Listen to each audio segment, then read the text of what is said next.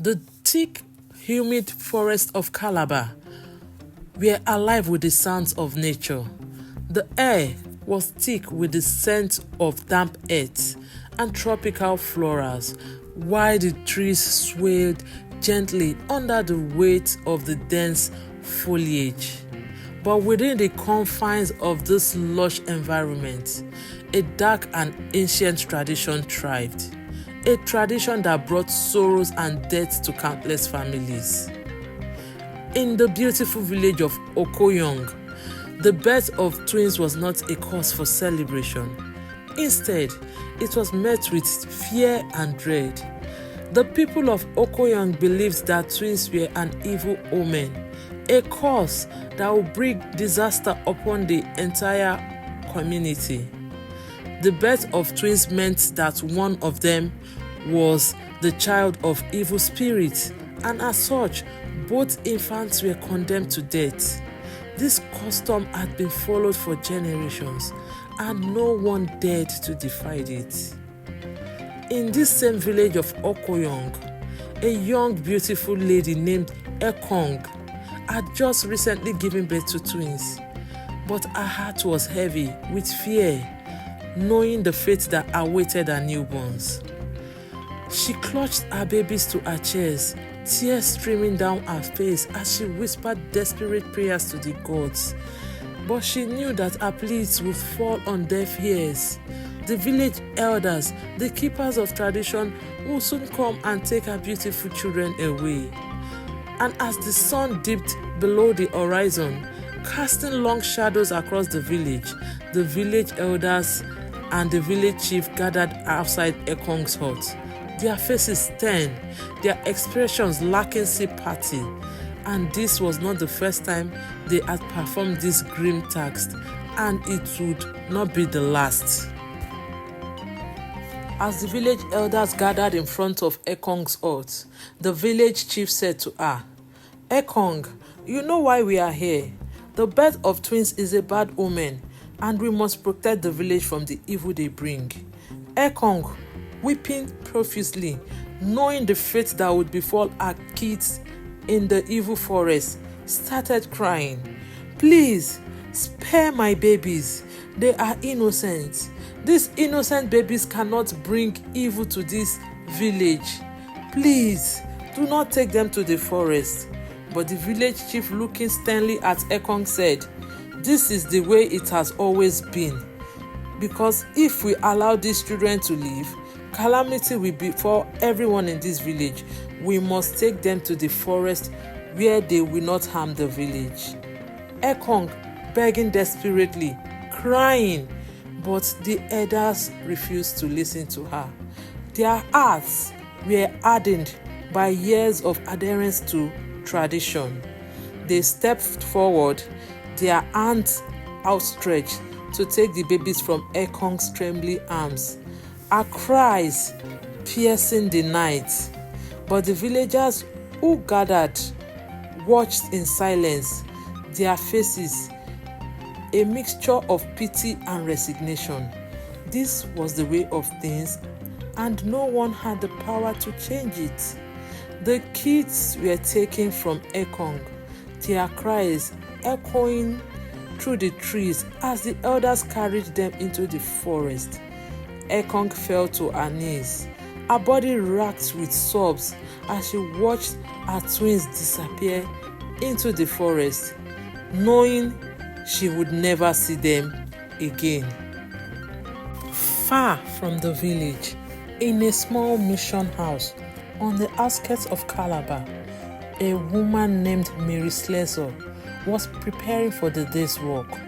Mary was a missionary from Scotland, a woman of strong faith and unyielding determination. She had come to Africa with a deep love for the people and a desire to bring them hope and salvation. Mary had heard stories of the twin killings in the villages of Calabar. The tales filled her with horror and sorrows, and she knew she could not stand idly by while innocent lives were taken. She made it a mission to stop the practice, but she knew it was not going to be easy. The villagers were deeply rooted in their beliefs and they would not easily be swayed by the words of an outsider. One morning, as Mary was preparing for a journey into the village, a young woman arrived at her mission house. Her name was Abasi. She had come to seek for Mary's help. Abasi had also given birth to twins, and she feared for the lives of her children. Abasi sat in front of Mary's hut as she cried for help. "Please, Madam Slessor, you must help me. My twins, they will take them away from me and leave them in the forest to die. I cannot bear it," she cried. Mary said to her gently, "Do not be scared, my dear. I will do everything in my power to help you, but you must be strong. This will not be easy." Abasi, with tears streaming down her face, said, "I do not care what it takes. I cannot lose my children." Mary's heart ached for the young mother. She knew the journey ahead would be difficult. She gathered her supplies and set out for the village with Abasi by her side. As they walked through the thick forest, Mary's mind raced through the thoughts of what she might encounter in the village. She knew that the people would be wary of her and that the elders would be resistant to change, but she also knew she had to try. She could not turn her back on the innocent lives at stake. When they arrived in Okoyong, Mary was greeted with curious stares from the villagers. They had never seen a white woman before, and they were unsure of what to make of her. But Mary was undeterred. She made her way to the village square where the elders were gathered. Facing the elders, Mary politely addressed them through her interpreters. "I am Mary Slessor," she said, "a missionary from Scotland, and I have come to speak to you about your customs regarding the birth of twins." One of the elders looked at Mary suspiciously and said, "Why does a foreigner concern herself with our ways? These are our traditions, passed down from our ancestors. They are not for outsiders to question." Mary calmly replied, "I understand your traditions are important to you, but I believe that every life is precious and no child should be condemned to die because of the circumstances of their birth." Another elder chipped in sternly, "You do not understand. Twins bring misfortune. If we allow them to live, our village will suffer."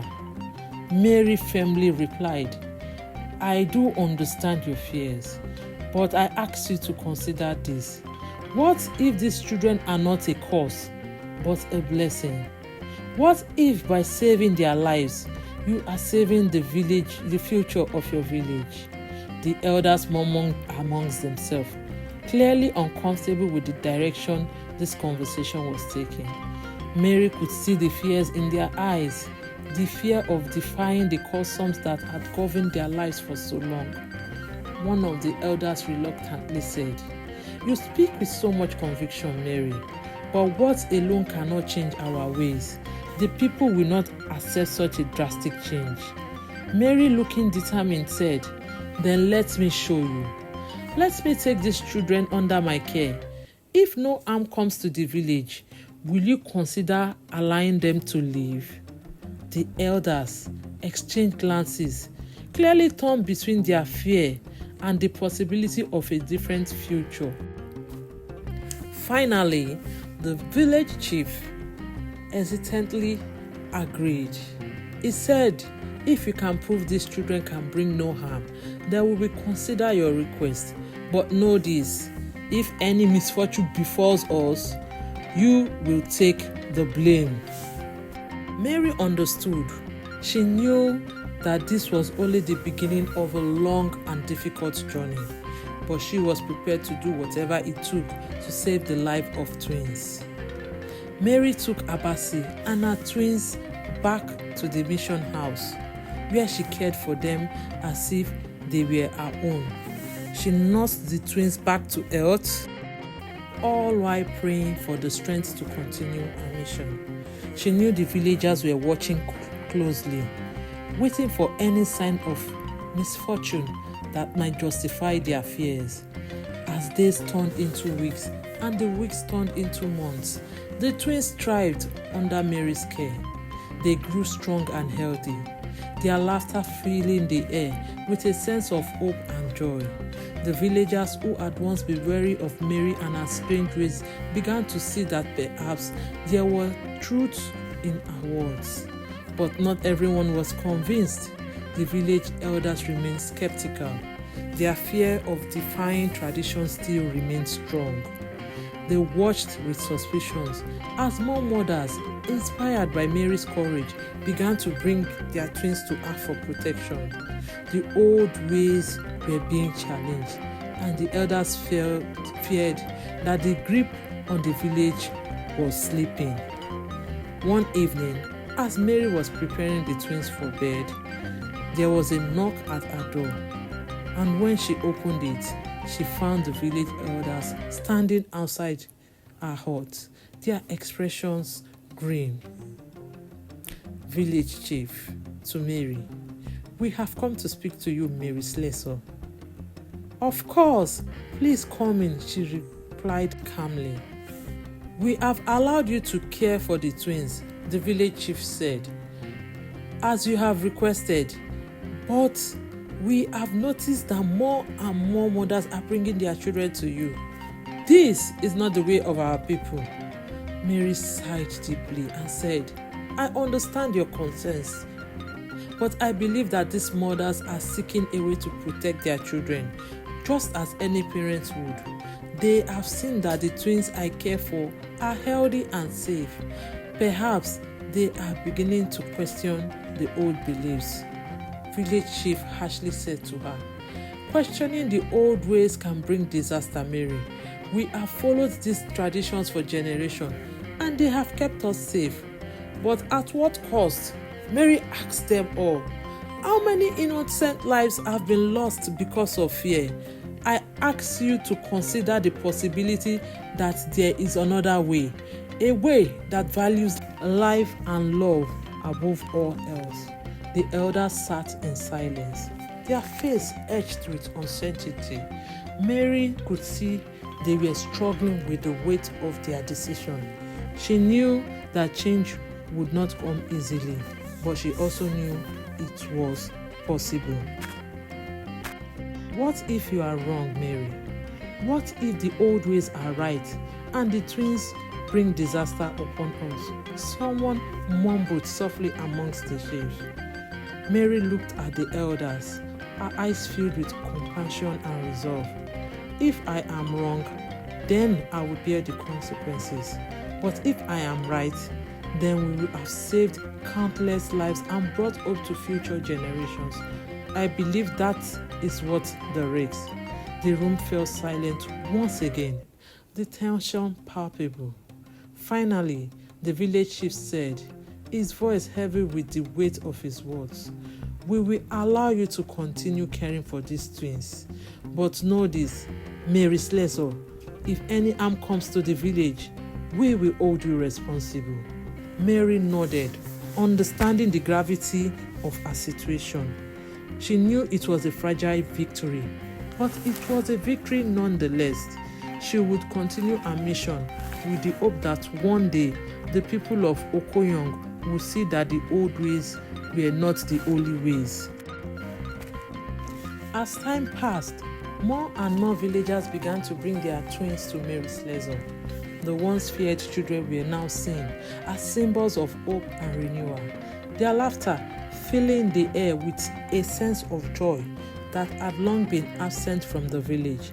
The old fears that gripped the hearts of people began to fade, replaced by a new understanding of life and love. The villagers, though still wary, could not deny the positive changes that were taking place in Okoyong. The village was thriving with no sign of disasters that has once been feared. The crops were abundant, the children healthy, and the village was at peace. The elders began to see that perhaps Mary Slessor had been right all along. One day, as Mary was tending to the twins in the mission house, she received an unexpected visit from the village chief. The chief, an imposing figure, a man of great authority and respect. But as he entered the mission house, Mary could see a softness in his eyes that had not been there before. The chief called out to Mary respectfully, "Mary, I have come to speak to you." Mary replied kindly, "Of course, Chief. Can we have a seat?" The chief sat across from Mary, his expression thoughtful, and he said, "I have been watching you, Mary, and I have seen the changes you have brought to our village. The people speak of you with great respect, and even the elders, though reluctant, have come to see the wisdom in your words." Mary was moved by his words and said, "I am grateful for your kind words, Chief, but I must give credit to the mothers who have been brave enough to defy the old ways and protect their children." The chief, nodding in agreement, said, "You have shown great courage, Mary. You have challenged the beliefs that have governed our people for generations, and you have done so with a heart full of compassion. I have come to offer you my full support, and I believe it is time for our village to embrace a new way of thinking, one that values life and love above all else." Mary's heart swelled with gratitude. This was the moment she had been praying for, the moment when the winds of change would finally sweep through the village. "Thank you, Chief," Mary said. "Your support means more to me than words can express. Together, we can bring hope to the village of Okoyong and create a new future where no child is ever condemned because of fear." With the chief's support, Mary's mission gained new momentum. The people of Okoyong began to openly embrace the new way of thinking, and the practice of twin killing became a thing of the past. The village that had once been gripped by fear was now a place of hope and joy, where every life was valued and every child was cherished. Mary's tireless effort had saved countless lives and transformed the hearts of the people of Calabar. Her legacy would live on for generations, a testament of power of love, courage, and faith. As the years passed, Mary's work continued in Calabar, caring for the children she had saved and spreading a message of love and hope. The villagers came to see her as one of their own, a mother and a protector who had given everything to save their children. Mary's health began to decline as she grew older, but her spirit remained strong. She continued to care for twins and other children in the village, surrounded by the love and gratitude of the people she had taught. Her mission had been a success, and she also knew that the future of Okoyong was bright. On the day of her passing, the village was filled with a deep sense of loss. The people of Okoyong gathered to pay their last respect, their hearts heavy with sorrow, but also filled with gratitude for the woman who had changed their lives. The village chief, now an old man himself, stood before the people and spoke of Mary's legacy. The chief said, "Mary Slessor was a beacon of light in our darkest hours. She came to us as a stranger, but she left as a mother, a protector, and a hero. Her courage and compassion saved countless lives and changed the course of our histories. We will never forget the lessons she taught us, the lessons of love, hope, and the value of every life." The villagers bowed their heads in silent reverence, their hearts filled with memories of the woman who had brought so much hope to their lives. Mary's legacy lived on in the hearts of people of Calabar. The tradition of twin killing was broken, replaced by a new belief in the sanctity of life. The village of Okoyong, once gripped by fear, was now a place of peace and joy, where every child was welcomed with open arms. And so, the story of Mary Slessor, the Angel of Calabar, became a tale of triumph over fear, a reminder that even in the darkest places, light can find ways to shine. If you have enjoyed this story, please like and subscribe for more.